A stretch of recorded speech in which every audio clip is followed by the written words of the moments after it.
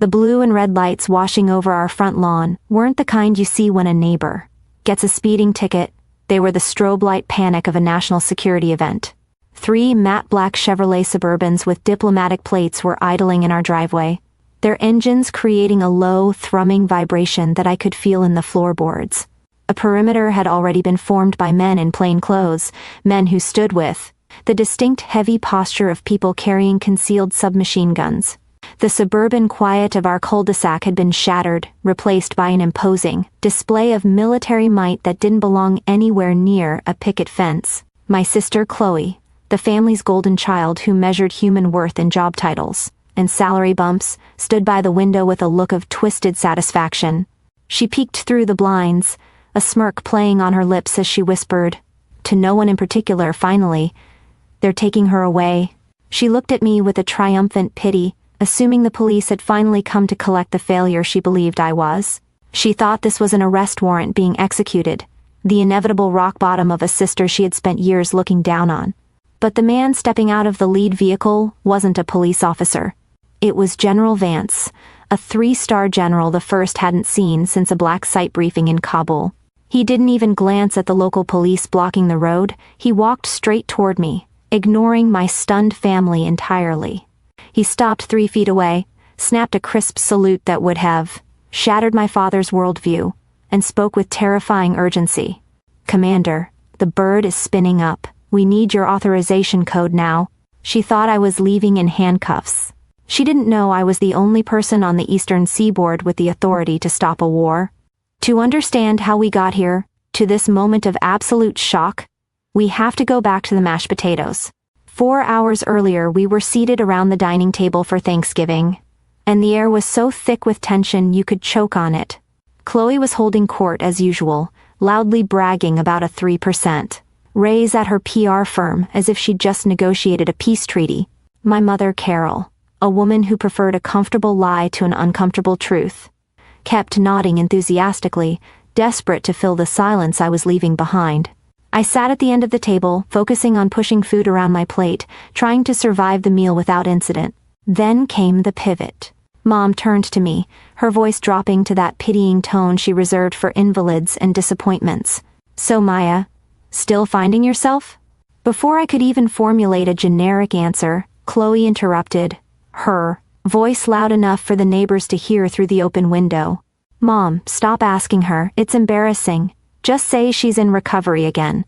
We all know where she went for those 2 years. You don't get security gaps on a resume unless you're in jail or rehab."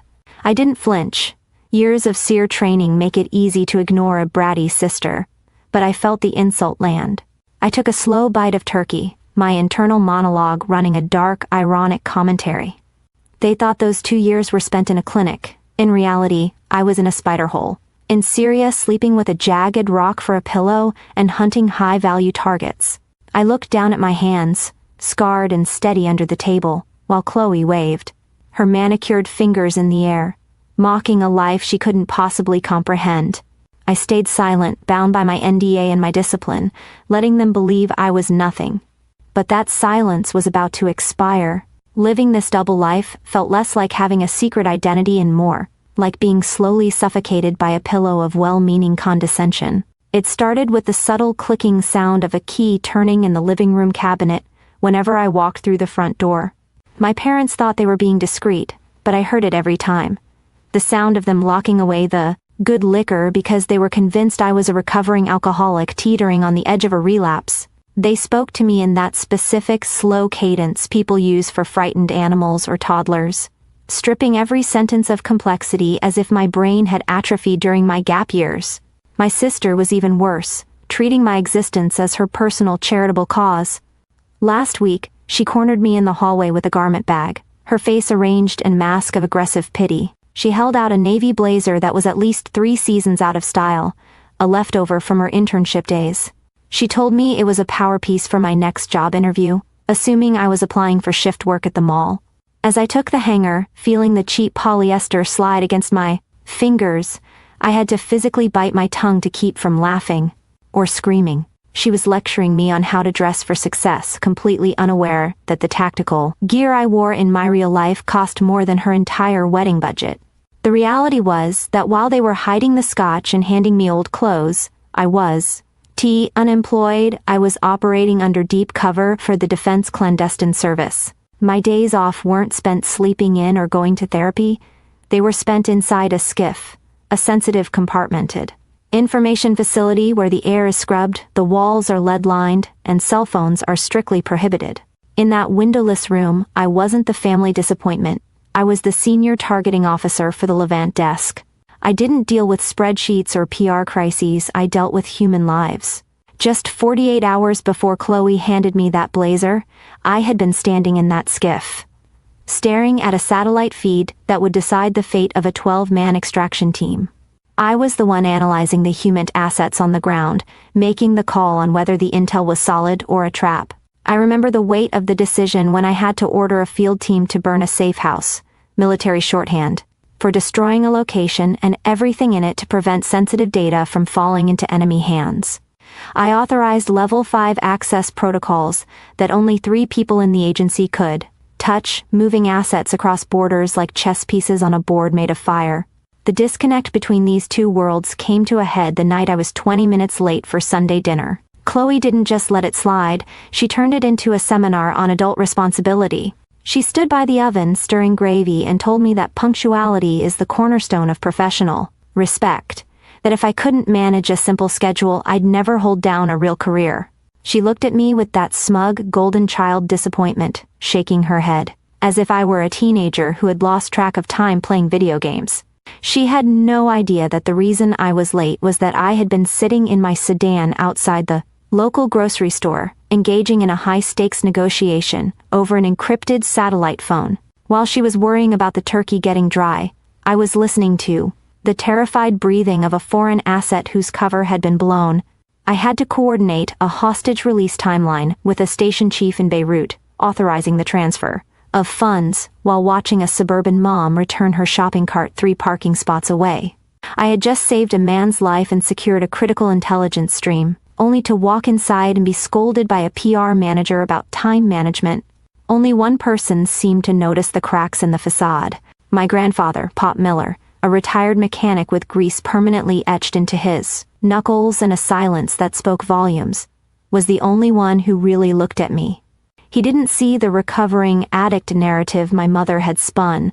He noticed that whenever we went out to eat, I always took the chair with its back to the wall. He saw how my eyes automatically clocked every exit the moment we walked into a room. A habit you don't pick up in rehab, but you definitely learn in SEER school. That evening, after Chloe's lecture, I caught Pop watching me from his armchair. He didn't ask where I'd been or why I was late. He just looked at my hands, which were resting perfectly still on the table. No tremors, no fidgeting, just the coiled stillness of a predator waiting for movement. He saw the operator stare, that hollow, hyper-vigilant look that comes from seeing too much and saying too little. He didn't say a word to the others, but as I walked past him, he gave me a sharp, deliberate nod of respect. It was the only validation I had, and for a long time, it was enough. I could live with the insults. It was part of the cover. But when Chloe decided to weaponize my failure to boost her own career, she crossed a line even I couldn't ignore. The dinner conversation shifted from passive aggression to open hostility the moment Chloe brought up her wedding. She swirled her wine, avoiding my eyes, and announced that she had spoken to her fiancé, Mark, a banker whose primary personality trait was his credit score, about the guest list. She told me, with a feigned apologetic grimace, that I wouldn't be receiving an invitation because I was a liability. She actually used that word. "We can't have unstable elements around his clients," she said, smoothing the tablecloth. "You understand, right? It's about optics." I sat there, listening to her describe me like a safety hazard, mentally adding this to the lifetime of exclusions. The family photos I was cropped out of, the birthdays they forgot. But this felt final. She wasn't just hiding me, she was formally designating me as a threat to her social standing. Then, the vibration started. It wasn't the light buzz of a spam call, it was the heavy rhythmic thrum of my secure burner phone. The one, taped to the inside of my thigh, the one that never rings unless the geopolitical landscape is fracturing. 3 long pulses. Pause. 3 long pulses. My blood ran cold, instantly freezing the anger I felt toward Chloe. In the intelligence world, that pattern means only one thing: imminent catastrophe. The transformation was instantaneous and involuntary.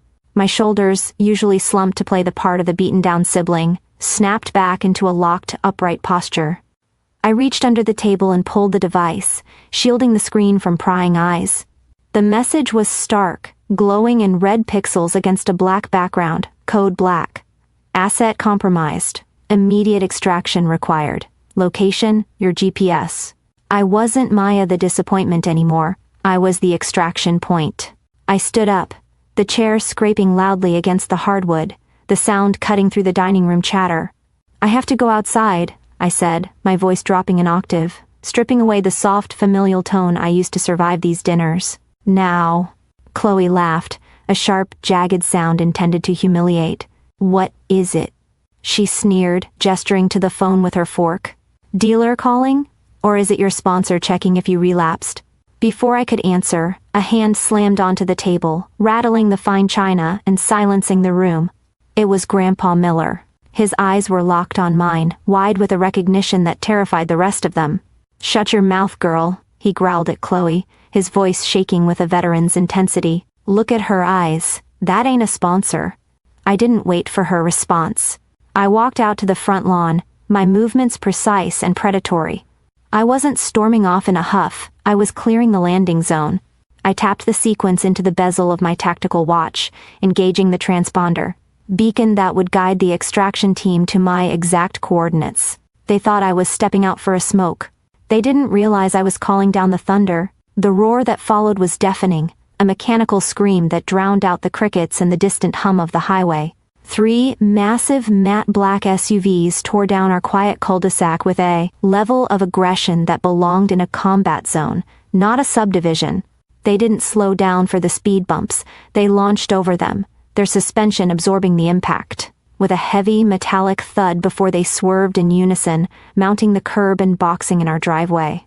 The neighborhood, usually asleep by 9, instantly woke up. Porch lights flickered on one by one, and I could see the silhouette of Mrs. Higgins across the street peering through her curtains, witnessing the kind of scene she'd only ever watched on the evening news. My family didn't just freeze, they unraveled. Chloe's voice cut through the mechanical din like a jagged piece of glass, high-pitched and hysterical. Oh my God. What did you do, Maya? She screamed, backing away from the window as if the glass might explode. She turned on me, her eyes wide with a mixture of terror and vindication. Did you rob someone? Is this a raid? I knew it. I knew you were mixed up in something illegal. My mother, Carol, immediately collapsed into the nearest chair, sobbing into her hands, wailing, I told you she was in trouble. I told you we should have intervened sooner. Even in the face of an elite tactical unit, their imagination was so limited, so fundamentally broken, that they couldn't conceive of a scenario where I wasn't the villain. They saw black SUVs and assumed I was a criminal, not the asset they were coming to collect. Before I could answer, the doors of the SUVs flew open in perfect synchronization. 6 men in tactical plainclothes poured out, moving with the fluid, violent efficiency of water flooding a room. They didn't knock. They secured the perimeter, physically pushing my father back toward the porch when he tried to step forward. Back inside, secure the perimeter. One of them barked, his hand hovering near his waist. My father, a man who prided himself on being the king of his castle, looked small and confused as he was, manhandled by a 25-year-old operator who viewed him as nothing more than a potential obstruction. Then, the chaos focused into a single point of silence.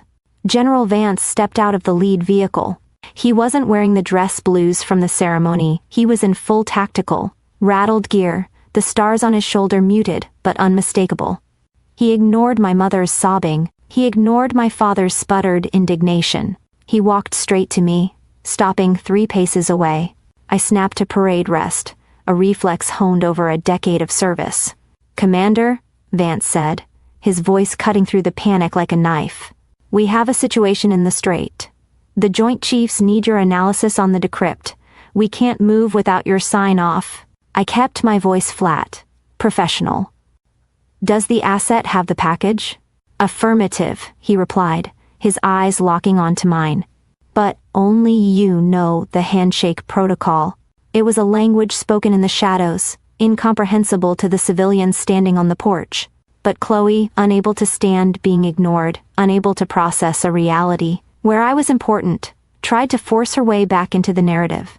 She stepped past my father, trembling with indignation. "Excuse me? Officer?" she yelled, her voice shaking. "She's a receptionist. She doesn't know anything. You have the wrong person." The general stopped. He turned slowly, pivoting on his heel to face her. The look he gave her was devoid of anger. It was the cold, indifferent stare of a boot looking at an ant. The silence stretched, agonizing and absolute. "Ma'am, step back," he said, his voice low and dangerous. "You are addressing a section chief of the Defense Clandestine Service. Your sister has higher security clearance than the Vice President of the United States. If you speak to her or interfere with this operation again, I will have you detained for obstruction of national security." The words hung in the air, heavy and suffocating. I watched the blood drain from Chloe's face, leaving her pale and ghostly. I looked at my parents, seeing the realization crash over them. The drug gaps, the rehab, the missing years.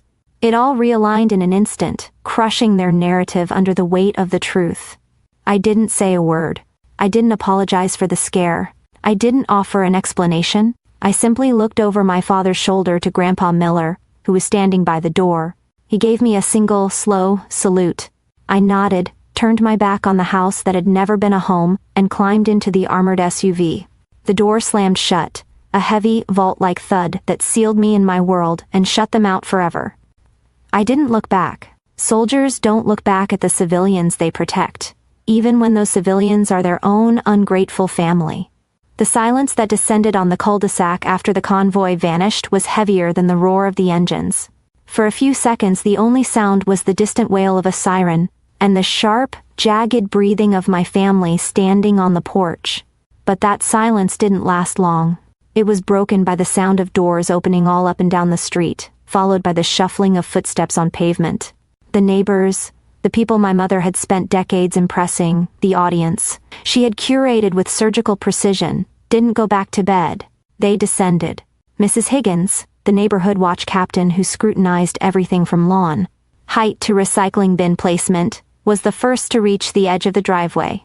She wasn't looking at the tire marks, she was staring at my mother with a look of betrayal that cut deeper than any insult. "Carol," she said, her voice carrying across the lawn, "I thought you said Maya was away? You told the book club she was in a facility in Arizona." My mother opened her mouth to speak, to spin another web of comfortable lies, but Mrs. Higgins cut her off. "That was General Vance. I saw him on the news during the peace talks. You told us your daughter was a drug addict, but the Joint Chiefs just sent a motorcade for her? I wasn't there to see it, but I know exactly what happened next. I know because the internal ledger I keep, the mental tally of every smirk, every exclusion, every time they sat in judgment of me, finally balanced itself out in that moment. For years my mother had bought her social standing with the currency of my supposed failures. She had bonded with other mothers over the heartbreak of having a wayward child. Now, that currency was proven counterfeit. The neighbors swarmed, their questions sharp and unrelenting, stripping away the carefully polished veneer of the perfect family.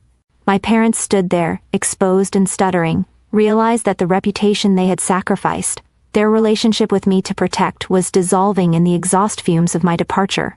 But the most devastating consequence wasn't for my parents. It was for Chloe. Her fiancé, Mark, had been standing in the shadows of the porch during the entire confrontation. Mark was a man of numbers, a compliance officer for a major investment bank, a career built entirely on risk assessment and due diligence.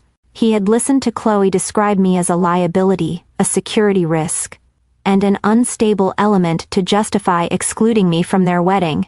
He had swallowed her narrative whole because it suited him. But as the general's words echoed in the night air, "Your sister has higher security clearance than the vice president," Mark's mental calculator began to run a new equation. He looked at Chloe, not with the adoration of a future husband, but with the cold, analytical detachment of an auditor finding fraud in the books. He realized that if she could lie about something this fundamental, if she could paint a highly decorated intelligence officer as a junkie just to feed her own ego, then nothing she said could be trusted. In his world, lying about background checks and security clearances wasn't just a character flaw, it was a career-ending vulnerability. He didn't scream. He didn't make a scene. He simply told her that he couldn't marry someone whose foundational truth was a lie. He walked to his car, leaving the engagement ring on the patio table, a band of gold that suddenly held less value than the gravel in the driveway. 1 year later, the silence in my life is different. It's not the silence of being ignored. It's the respectful silence of a secure room. I stood at attention in a private ceremony at a classified facility in Northern Virginia. The room was sterile, smelling of floor wax and filtered air, but, to me, it felt warmer than any holiday dinner I had ever attended. General Vance stepped forward, pinning the Distinguished Intelligence Medal to the lapel of my dress uniform. The citation was read aloud, redacted, of course, for the official record.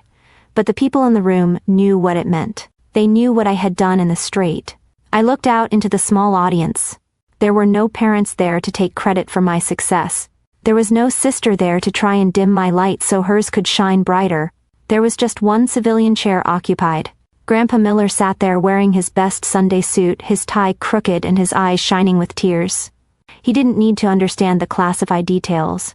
He recognized the posture. He recognized the cost.